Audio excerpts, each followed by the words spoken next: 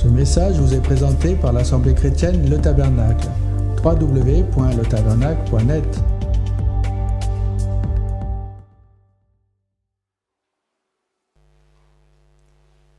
Mesurons-nous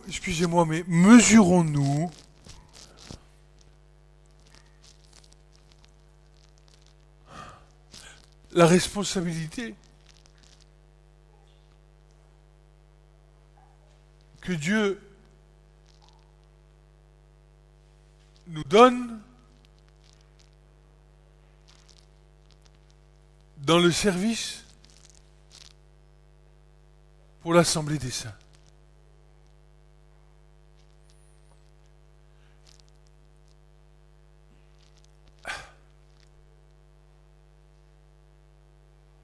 N'avons-nous pas tendance à fouler aux pieds ce service? Une question en suspens que je me pose.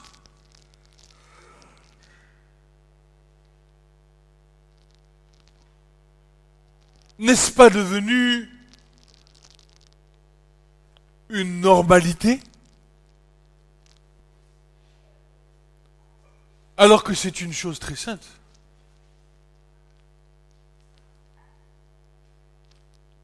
Considérons-nous avec l'Esprit de Dieu ce que Dieu nous accorde dans la responsabilité que nous avons à servir les âmes qui nous écoutent. Quel que soit le service.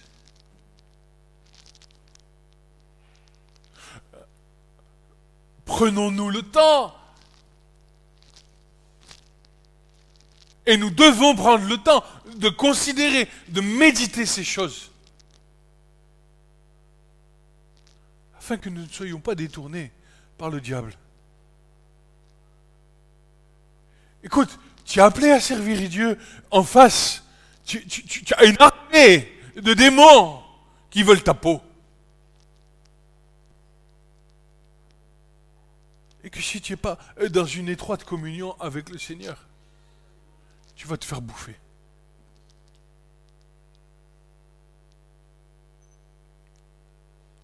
Seule la lumière, écoutez, seule la lumière de Christ en nous a ce pouvoir d'éloigner les ténèbres. Et cette lumière, tu ne peux l'avoir que parce que tu es dans la prière, que parce que tu te loues, tu lis la parole de Dieu, et que parce que tu adores et que tu loues le Seigneur en esprit et en vérité. Sinon, tu vas te faire fouler aux pieds.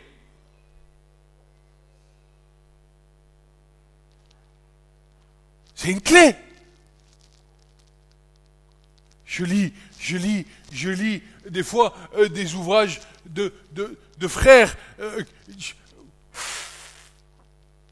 que le croyant il prie, que le croyant il loue, qui se nourrissent de la parole.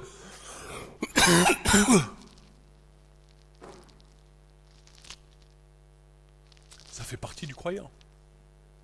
Ça fait partie pardon, de sa vie. Sinon, tu n'as pas le choix. Nous n'avons pas le choix. Ok, Dieu t'a choisi. Ok, Dieu te fait rentrer dans son royaume. Mais tu n'as pas le choix que d'accepter ses commandements. Si tu veux vivre, si tu veux te multiplier, si tu veux avoir part,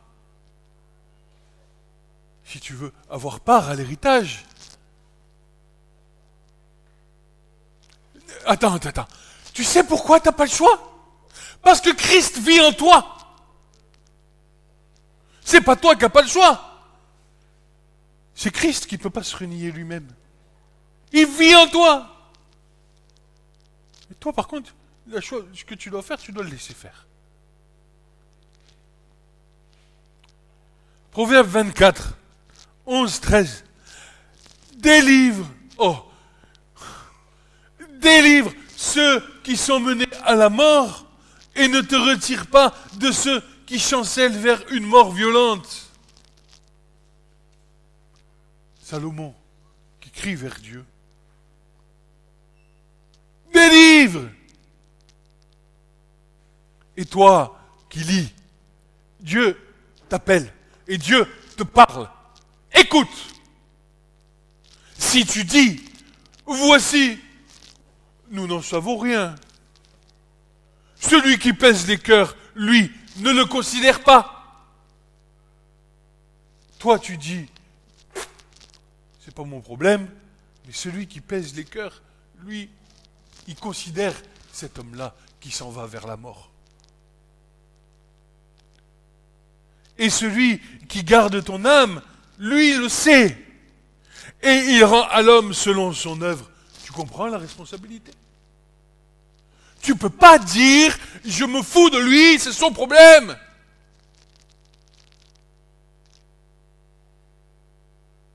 Sinon, c'est que tu manques d'amour. Ton cœur doit se déchirer. Tu dois crier. Parce que Dieu crie. Parce que Christ crie.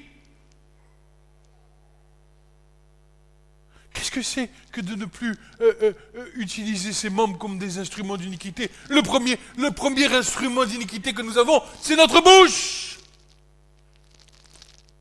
Alors écoute, regarde le retournement de situation. Tu connais pas Dieu, tu craches sur les autres. Tu leur dis, c'est pas mon problème, c'est pas ceci, c'est pas cela, c'est pas ceci, c'est pas ça, il est comme ci, il est comme ça, il est comme ci, il est comme ça. Ça y est, tu rencontres Christ, Christ vit en toi, de ta bouche va sortir une intercession pour les mêmes personnes qu'avant tu maudissais, tu leur disais des choses. Dieu transforme tes membres en instruments de gloire. Tu peux pas me dire, j'ai communion avec Christ. Si je t'entends dire, celui-là, il est comme ci, celui-là, il est comme ça, celui-là. Je peux pas me dire ça.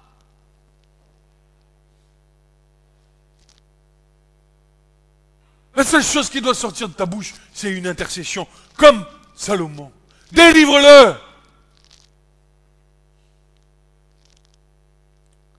Et alors Salomon continue avec de la sagesse.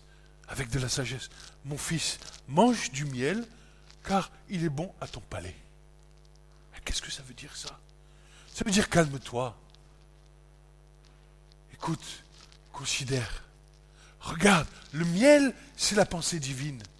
C'est tout ce qui va se rapporter à l'excellence suprême du roi de gloire. Le miel qui est bon à ton palais. Et ainsi, connais pour ton âme la sagesse. Si tu l'as trouvée, il y a un avenir et ton attente ne sera pas réduite à néant. Une promesse. Une promesse. Une promesse qui n'est pas une promesse d'un homme. Une promesse qui vient de Dieu. Ceci donc est une prière du cœur de Salomon, fils de David, fruit d'une relation intime par le Saint-Esprit avec notre Seigneur, transportant par elle les valeurs du royaume de Dieu, proclamant la délivrance des âmes qui se perdent, prises dans le filet de l'oiseleur, qui les amène certainement vers le royaume de la mort. Ces paroles sont celles de la sagesse et de l'intelligence reçues de la part de Dieu à cause de sa débonnaire,té, habitant richement dans un cœur capable d'écouter, celui de Salomon. Un cœur capable d'écouter. Un cœur capable d'écouter.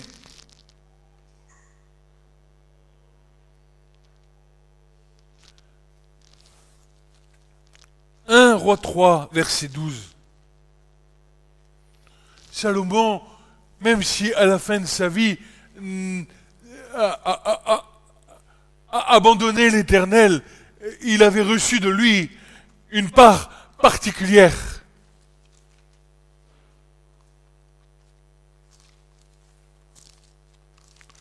ô Seigneur, que tu nous parles.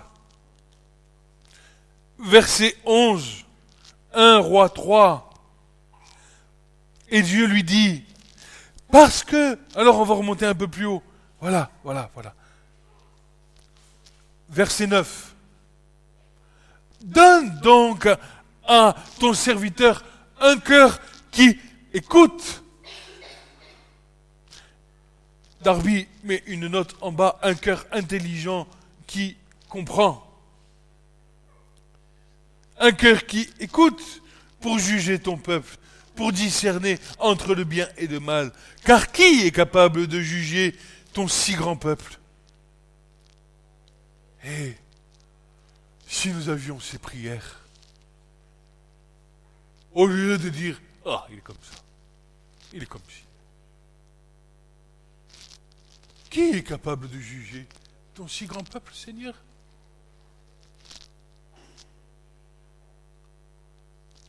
Et la parole fut bonne aux yeux du Seigneur que Salomon eût demandé cette chose.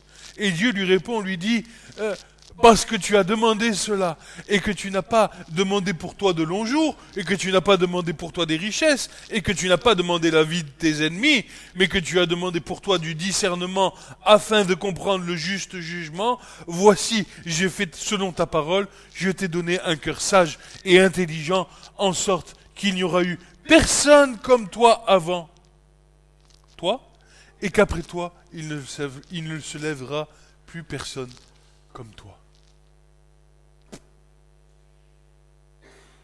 Sagesse et intelligence. Alors tu comprends pourquoi Salomon écrit « Délivre ceux qui sont menés à la mort ».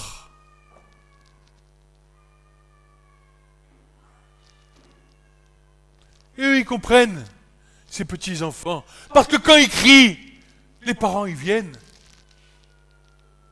Et si toi, tu cries, Dieu viendra vers toi. Puisque Dieu est un Père pour nous, n'est-ce pas?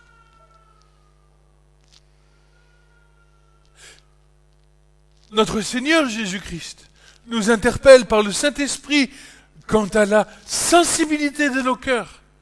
Il nous demande de passer outre nos réflexions humaines, nos raisonnements, d'aller au-delà de ce que nous voyons, de ce que nous entendons, et de nous projeter dans la vision glorieuse et éternelle au travers de l'œuvre de la croix accomplie à Golgotha.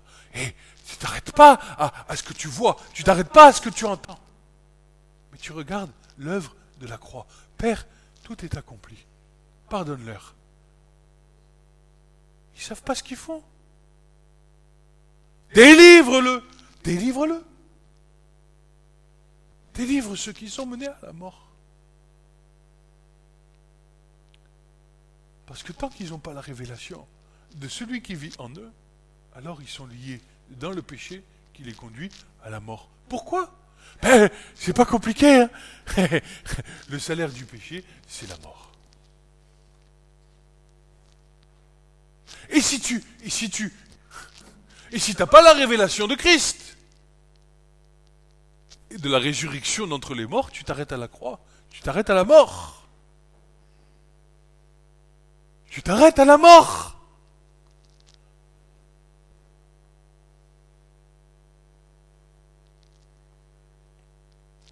Cette vision qui n'est ni plus ni moins celle de sauver par lui-même et en lui-même tous les hommes de ce monde au travers de la vérité de son amour et sa justice par la foi en son nom. Tu as compris la vision? Sauver tous les hommes de ce monde au travers de la vérité de son amour et sa justice par la foi en son nom. Si nous confessons être des enfants, être ses enfants, et être remplis du Saint-Esprit, alors par le moyen de la foi, nous devons nous enquérir de la révélation qui nous est faite par le Saint-Esprit, que nous sommes tous d'un, engendrés par Dieu, pour Christ, à la gloire de son nom. Tu es de nous sommes tous d'un, engendrés par Dieu, en Christ, pour Christ, et à la gloire de son nom. C'est pourquoi, frères et sœurs, nous devons porter une grande attention aux Écritures qui nous instruisent quant aux valeurs du royaume de Christ, dans lequel nous avons été transportés et dans lequel il n'y a point de ténèbres et pour lequel nous avons été appelés à être des ambassadeurs. Tu transportes en toi les valeurs du royaume de Christ.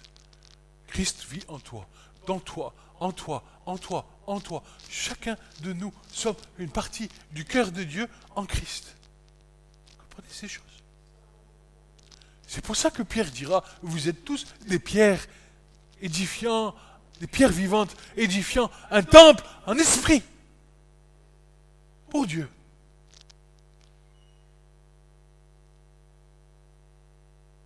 Salomon, riche héritier de son père David, avait compris que si l'homme vivait, ce n'était que et uniquement que par le souffle de vie divin. Et il connaissait aussi le triste sort qui était réservé aux impies. C'est pourquoi, quand il dit « ne te retire pas de ceux qui chancellent vers une mort violente », en vérité, nous entendons une intercession puissante émanant de la volonté, de sa volonté, d'une volonté poussée par l'Esprit Saint, de ne pas voir cette âme périr, nous transmettant ainsi une clé de compréhension qui doit nous servir dans notre marche comme enfants de Dieu. Tu entends ce que dit Salomon, c'est le cœur du Père qui parle dans sa bouche, qui te transmet sa foi, qui doit jaillir en vie éternelle pour les âmes que tu croises. Ce sont les vases communicants. L'un reçoit, je te donne. Ce que je te donne, tu le transmets aux autres. C'est le principe de l'équilibre.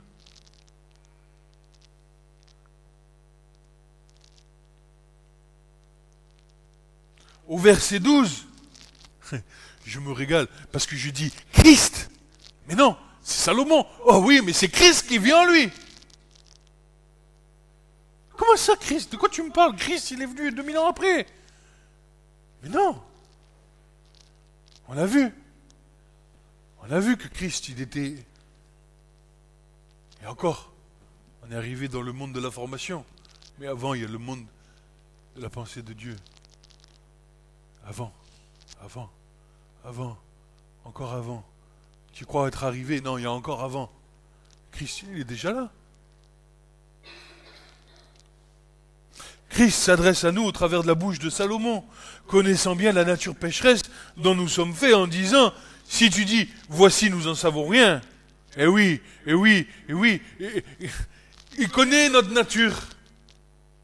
Il sait bien que, naturellement, ton prochain, tu es incapable de venir vers lui ou de l'aimer comme Christ te demande de l'aimer. Quand tu dis, voici, nous en savons rien, ça veut dire, autrement dit, ce n'est pas de notre ressort. En effet, si nous sommes encore asservis sous un joug étranger à celui du Christ, cette position spirituelle de dominer plutôt que de dominant ne nous permet pas, malgré tout, notre bonne volonté,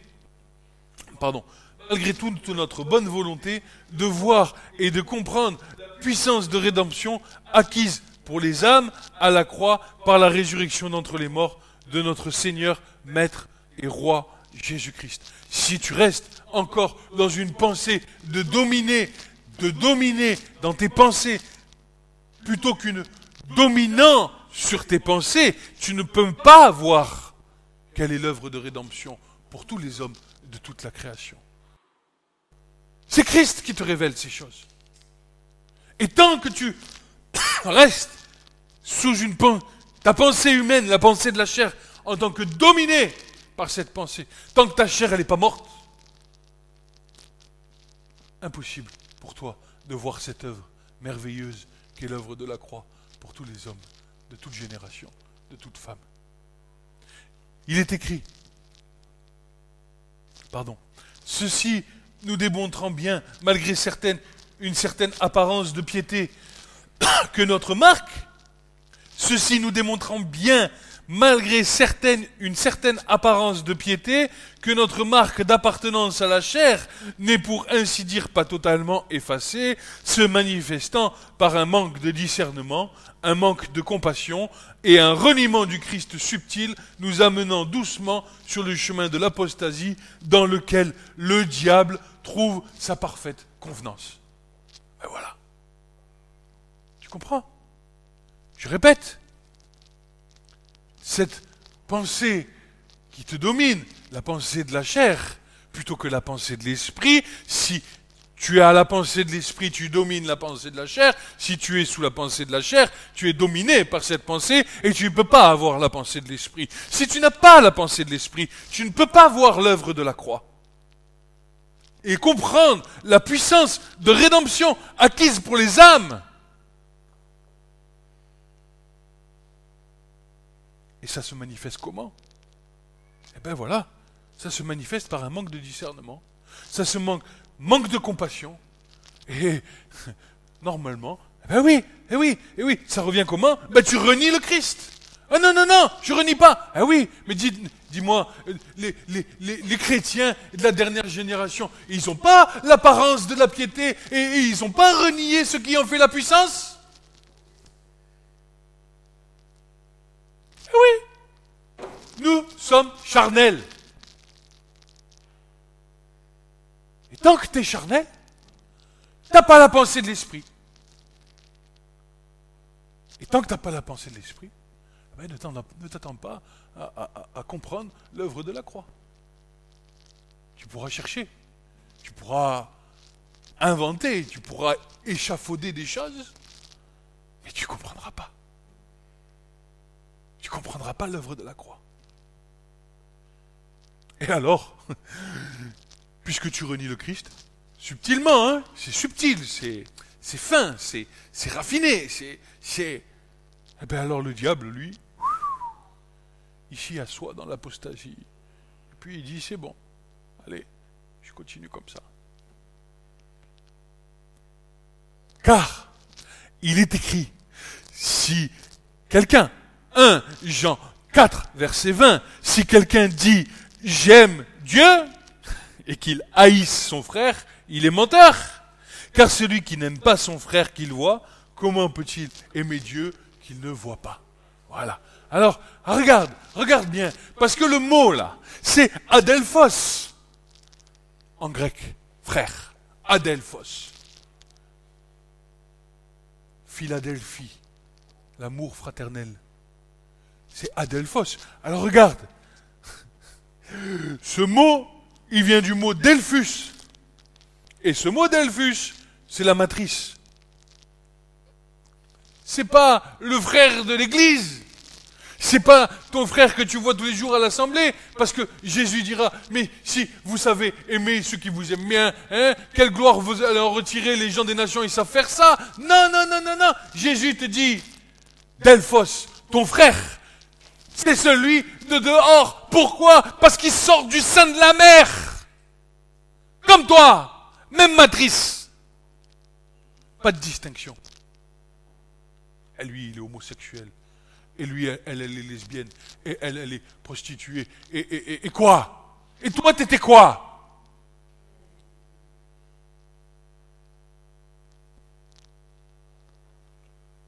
J'aime Dieu. Alléluia.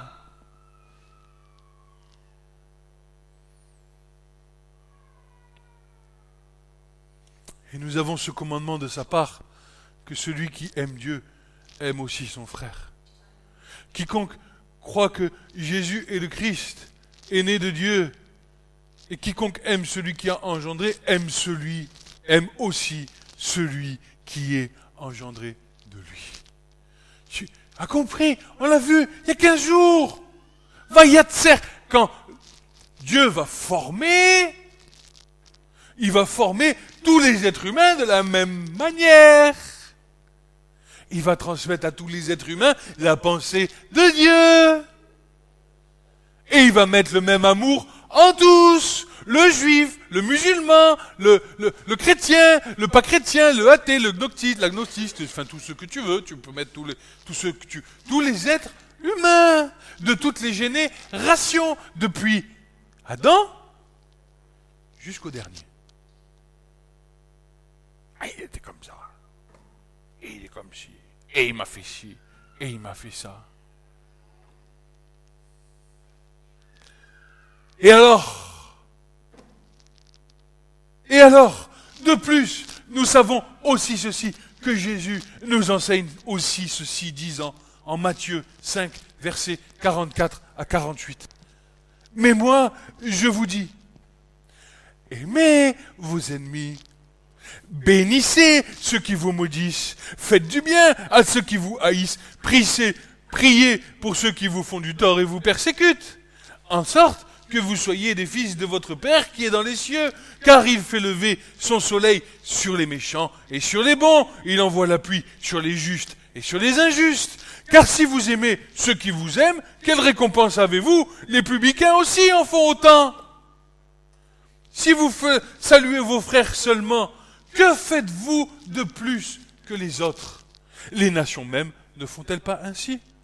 Vous donc, soyez donc parfaits, comme votre Père céleste est parfait. L'Épître aux Hébreux 12, versets 14 et 15. Poursuivez la paix avec tous et la sainteté, sans laquelle nul ne verra le Seigneur, veillant. Écoutez, veillant. Mais je demande au Seigneur de me donner de veiller, veillant, de peur que quelqu'un ne manque de la grâce de Dieu, de peur que quelques racines d'amertume bourgeonnant en haut ne vous troublent et que par elles plusieurs ne soient souillés. Vous vous rendez compte de la compassion que nous devons manifester à l'égard des âmes? Mais on en est où? L'Église, c'est une famille. Nous sommes la famille de Dieu. Et bonjour mon frère, bonjour ma soeur. Ça va, t'as passé une bonne journée? Ouais, t'as passé une bonne semaine? Le travail, ça va? Et après, le reste, c'est quoi?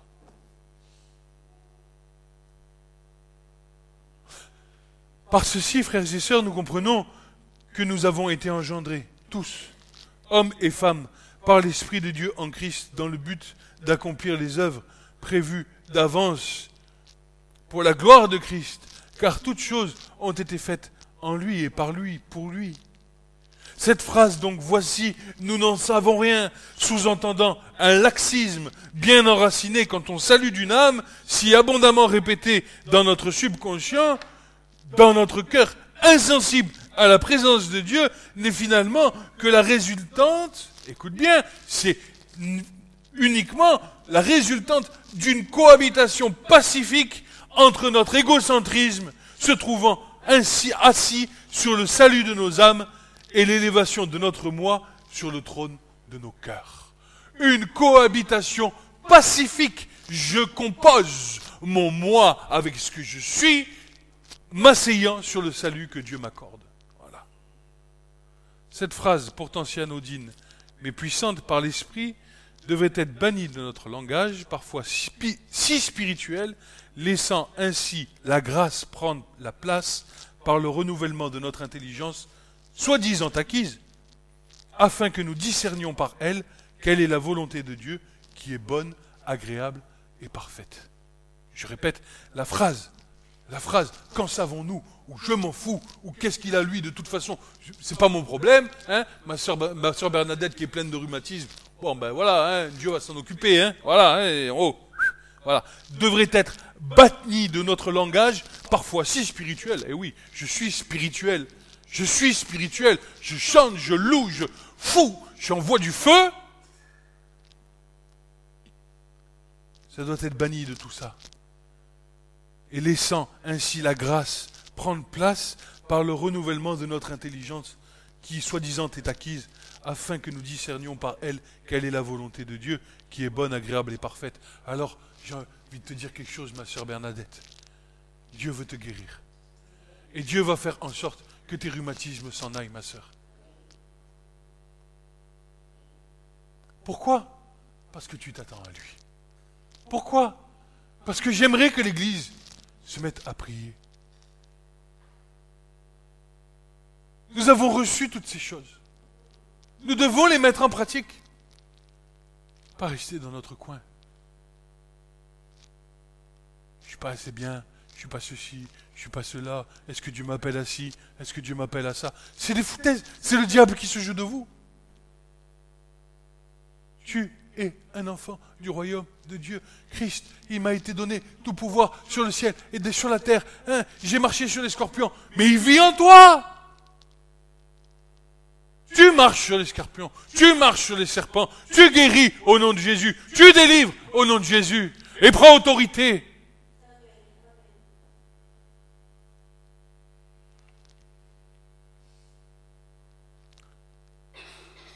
Et je m'exclame, la grâce! Point d'interrogation. La grâce? Qu'est-ce donc? Parlons-en. Excusez-moi, je vais rentrer un peu dans le lard. Parlons-en. Ce n'est certainement pas la doctrine complètement tordue que bon homme soi-disant chrétien s'approprie aujourd'hui d'une manière légalo-religieuse, prônant ainsi les droits de l'homme plutôt que les devoirs de l'homme envers Dieu, se persuadant être d'un salut qui leur est dû plutôt qu'offert par grâce. Je suis sauvé, point barre. Eh bien écoute-moi, tu te mets le doigt dans l'œil jusqu'au coude. Et je pense à toutes ces femmes qui font des catéchèses et qui à côté de ça ont comme divinité Mammon. J'en connais. D'un côté, tu enseignes les enfants dans les choses de Dieu et quand on commence à approcher à ton portefeuille, il n'y a plus personne il n'y a plus rien. Et j'en veux à l'Église de s'être fait berner par ça. Qu'elle soit catholique, protestante, peu importe. Parce que de toute façon, le diable, il a fait son œuvre partout.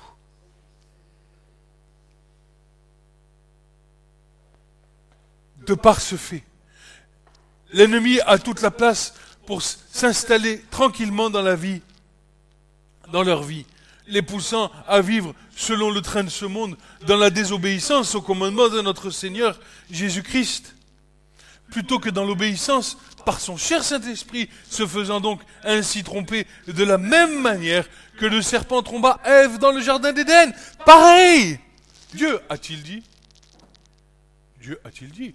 Oui, Dieu, il dit, tu prends garde à mes commandements, tu prends garde, et tu prends garde.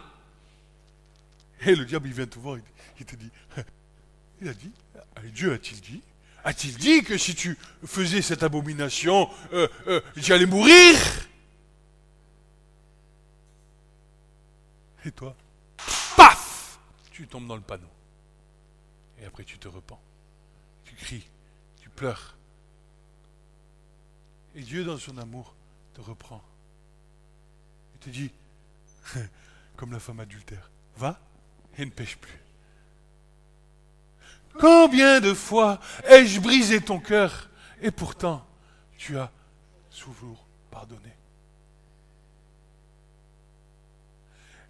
Va et ne pêche plus. Attends. Va et ne pêche plus. Oh, Seigneur, il me met une tarte derrière la tête là. Il est en train de me dire, tu as oublié la fin du verset. De peur que quelque chose de pire ne t'arrive.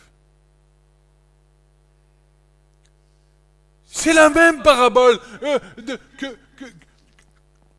Jésus qui chasse les démons. Et il dit, mais la maison elle est vide. Et il ramène 7 démons plus puissants. Remplis ta maison de l'Esprit de Dieu. Remplis ta maison de la parole de Dieu. Remplis ta maison de la louange. Remplis ta maison.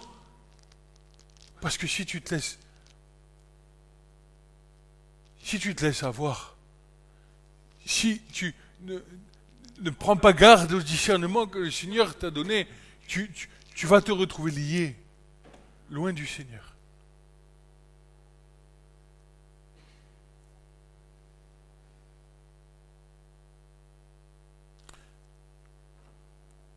tu ne peux pas vivre selon le train de ce monde. Je disais à mon fils, hier, je disais, mon fils, je sais, tu es adolescent, tu es ceci, je sais que dehors, c'est bouillonnant, retire-toi de ça, mon fils. Je ne peux lui dire que de se retirer. Je vais le laisser faire, avec la douleur que ça pèse. Je ne peux que lui dire, il va avoir 14 ans, il commence à avoir une espèce de maturité. Je ne vais pas le jeter dedans, et je vais lui dire, je ne peux pas l'enfermer dans sa chambre à double tour, c'est pas possible. Par contre, je lui dis, voilà, le chemin, il est là, marche-y. Après, tu verras par toi-même les conséquences. Oui, il est triste de constater aujourd'hui que la façon dont le serpent séduisit Ève dans le jardin d'Éden fonctionne aussi bien de nos jours. Toujours la même méthode. Dieu a-t-il dit? Il vient contester. Si tu fais ça, tu vas mourir. Si tu fais ça... Et Dieu vient, et le serpent il vient, il te dit, est-ce que il a vraiment dit ça?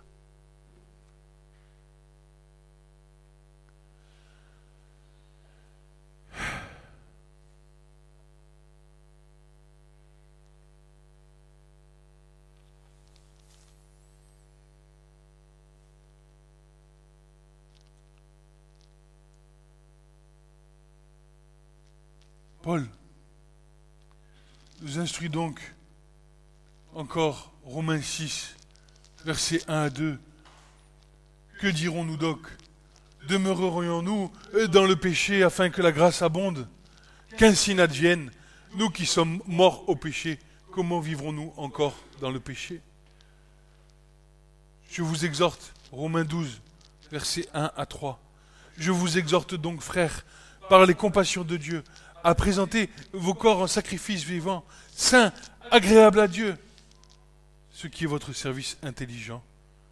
Ne vous conformez pas à ce siècle, mais soyez transformés dans le renouvellement de votre entendement pour que vous puissiez discerner quelle est la volonté de Dieu, bonne, agréable et parfaite. Paul nous avait pourtant avertis depuis tant d'années par l'épître à Timothée. 1 Timothée 4, versets 1 à 2. Or, l'Esprit dit expressément qu'au dernier temps, quelques-uns apostasieront de la foi, s'attachant à des esprits séducteurs, à des enseignements de démons, disant des mensonges par hypocrisie, ayant leur propre conscience cautérisée. C'est pourquoi nous, enfants de Dieu, ayant reçu un esprit de puissance, nous avons un service intelligent, celui qui est de ne pas condamner ces âmes aveuglées par l'ennemi, mais bel et bien de s'enquérir du service d'intercession si merveilleusement bien mis à disposition par notre Seigneur Jésus-Christ, afin que, de la même manière que nous avons été sauvés, elles soient délivrées, puis réellement sauvées par lui. Car en marchant dans la chair, nous ne combattons pas selon la chair, car les armes de notre guerre ne sont pas charnelles, mais puissantes par Dieu pour la destruction des forteresses, détruisant les raisonnements et toute hauteur qui s'élève contre la puissance de Dieu, amenant toute pensée captive à l'obéissance du Christ, étant prêt à tirer vengeance de toute désobéissance, après que votre obéissance aurait été rendue complète. 2 Corinthiens 10, versets 3 à 6.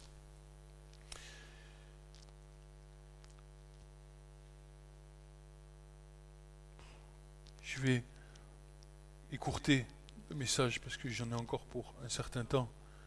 Je vois que c'est déjà midi. Il y a donc aujourd'hui une nécessité urgente et absolue. Je ne sais pas, c'est quand même quelque chose qui revient souvent. L'urgence et la nécessité absolue. Ça fait plusieurs fois que je prêche ici et que le Seigneur me dit urgence et nécessité absolue. Nécessité absolue, ça veut dire qu'il n'y a pas le choix. De revenir au rudiment de notre foi, à la saine doctrine, afin de comprendre spirituellement ce que le Seigneur Jésus-Christ a donné sa vie pour tous les hommes de toute nation, de nous rappeler de ce que nous étions nous aussi des fils et filles de la désobéissance, et que c'est à cause de l'intercession des saints au travers du monde et du temps que nous avons pu recevoir le salut par la grâce de Jésus-Christ en eux et pour nous.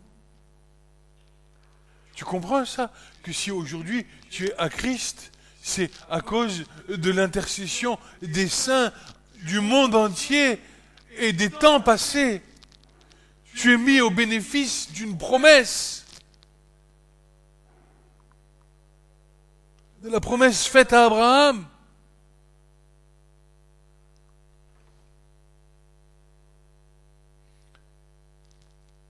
Je termine.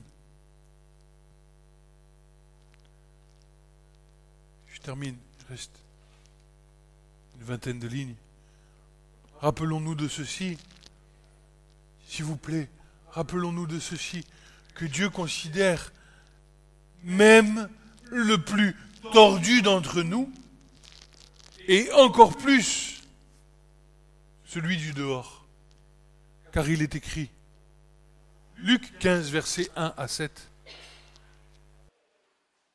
Quel est l'homme d'entre vous qui, ayant 100 brebis, et en ayant perdu une, ne laisse 99 au désert et ne s'en aille après celle qui est perdue jusqu'à ce qu'il l'ait trouvée? Jésus, il s'attendait à la réponse. Il aurait dit, il n'y a personne qui a dû répondre. Je ne vais pas laisser 199 brebis dans le désert pour aller en chercher une. Elle va se débrouiller toute seule, la brebis. Mais non, le Seigneur est le bon berger.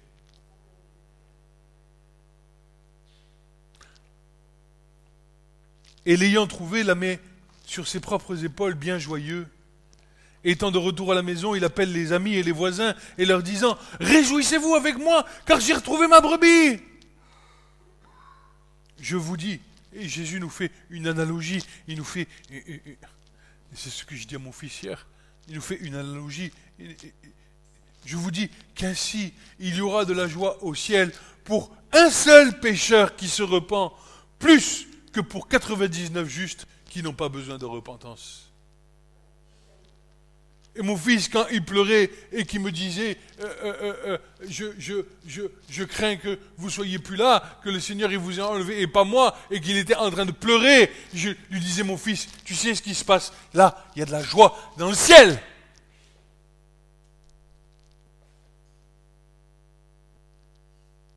Mais tant que tu passes pas par là,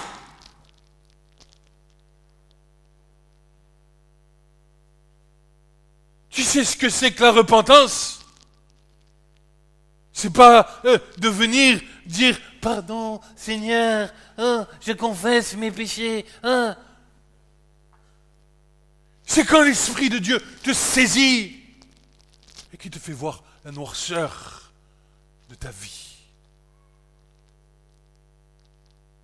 Tes pensées obscures. Tout ce qui vient souiller le temple de Dieu et qui n'est pas à la gloire de Dieu. Ou bien quelle est la femme qui, ayant 10 drachmes, si elle perd une drachme, n'allume pas la lampe pour l'ayant trouvée? Elle assemble ses amis, ses voisines, disant « Réjouissez-vous avec moi, car j'ai retrouvé ma drachme que j'avais perdue. Ainsi je vous dis qu'il y a de la joie devant les anges de Dieu pour un seul pécheur qui se repent. » Frères et sœurs, il y a un cri de souffrance du Christ qui se fait entendre de partout dans l'univers. Ce cri n'est pas nouveau. Il est le même hier, aujourd'hui et demain. L'univers entier. Les scientifiques, ils cherchent le Big Bang. Et avec des appareils électroniques, ils arrivent à sonder le son du Big Bang. Et moi j'ai dit, quel est l'homme d'entre nous qui entend le cri de Christ à la croix? Le rugissement du lion de Juda.